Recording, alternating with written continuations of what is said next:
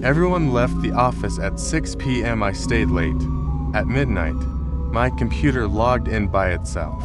I work as an accountant in a glass office building in downtown Chicago. 14 floors, open space, white lights, and zero personality.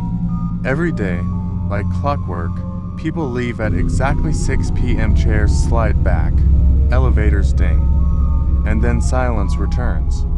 But that night, I had to stay late to finish a quarterly report. The numbers were blurring together, and the coffee was losing its effect. Around 9 p.m., the security guard messaged me through the internal system, "You're the last one in the building." I typed back a quick thank you and kept working, determined to finish. By 11:47 p.m., the office felt different. The air was colder, and the low hum of the fluorescent lights felt louder, almost menacing. That's when my computer made a sound. A new email had arrived. The sender was simply HR department, and the subject read, "Employee exit log." The message contained only one chilling sentence: "You forgot to sign out." I frowned, confused. I replied, "I'm still working." There was no response. I stood up to get some more coffee, stretching my stiff back. When I returned to my desk, my screen had changed. The security camera feed was open, showing my desk from an angle above. It showed me, sitting there just moments ago. And behind me, standing perfectly still, was a man wearing my company's uniform. He had no face, just a smooth, dark void where his features should have been. My heart stopped. I spun around in my chair, my breath catching in my throat. There was no one there. The office was empty and silent. Instantly, another email arrived. The subject was former employee file. Attached was a PDF, my name, my photo, my employee ID, but the status read, "Terminated? Date, 3 years ago.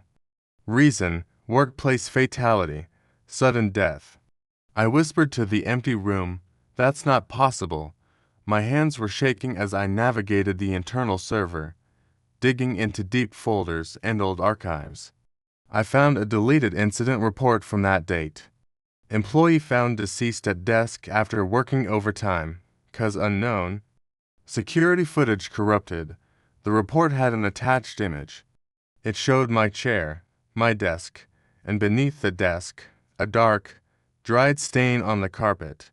Panic set in, cold and sharp. I scrambled to my feet and ran to the elevators. I jabbed the down button over and over, but none of the buttons lit up. I pulled out my phone, no signal. The office felt like a cage. Then, the intercom crackled to life, a static-filled voice echoing through the floor. "Please complete your shift." The security camera feed reappeared on my monitor, but now, the office wasn't empty. Dozens of employees stood silently between the desks, all wearing company badges. None of them had faces. Another email popped up on my screen. "Welcome to the night shift." And then, the lights went out. The next morning, security unlocked floor 14. The office was spotless, with no signs of any disturbance. Everything was in its place, except for one computer still powered on at my desk. On the screen, a simple log entry was visible. Employee logged in, 11:47 p.m. The following day, I returned to work, or at least, I think it was me. The morning felt hazy, like waking from a long, disturbing dream. The night before was a blur of shadows and silent, faceless figures. I just showed up, I sat at my desk, and everything seemed normal. My colleagues said good morning, the coffee tasted fine, and the quarterly report was finished, sitting on my desktop. I had no memory of completing it. It was as if I'd gone on autopilot. But a deep, unsettling feeling lingered. Then, at 8:12 a.m., an email arrived. The subject line was stark, mandatory HR review. Today, there was no sender name, no signature, just a cold, impersonal command. I asked my coworker, Sarah, if she knew anything about it. She looked at me, puzzled. HR doesn't work on Fridays, she said. Their whole team is at a corporate retreat. My blood ran cold. The HR office was at the very end of the hallway, a place most people avoided. It had no windows, no nameplate on the door, just a blank, unwelcoming facade. I walked toward it, each step heavier than the last. The door was unlocked. Inside, a woman sat perfectly still behind a large, empty desk. She didn't look up when I entered. She didn't blink. Her eyes were fixed on a spot just above my head. "Sit down," she said, her voice flat and devoid of emotion. "We need to discuss your lies." My stomach twisted. She began listing things I had never told anyone. That I hated my job, that I lied on my resume about my previous experience, that sometimes, when staring out the office window, I wished I would just disappear. She knew my darkest, most private thoughts. How? She slid a thin folder across the polished table. It had my name on it, typed in a crisp, clean font. I opened it. The photo inside wasn't me.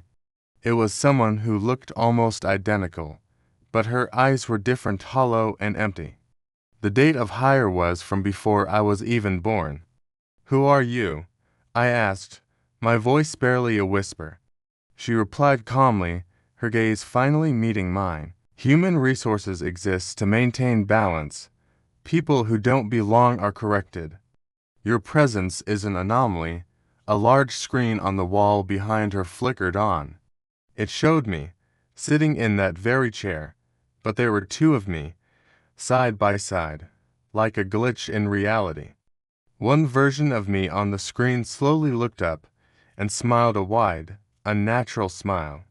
The woman asked one final question: "Which one stays?" The lights shut off. On Monday, I returned to work. Everyone greeted me like normal. Nothing felt wrong.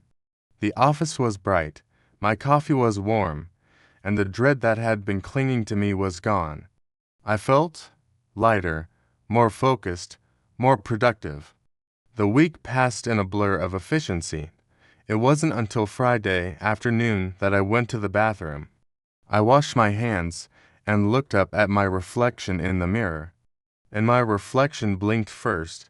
It smiled at me, a slow, knowing smile, before I did. I was still in the office, and I was finally home.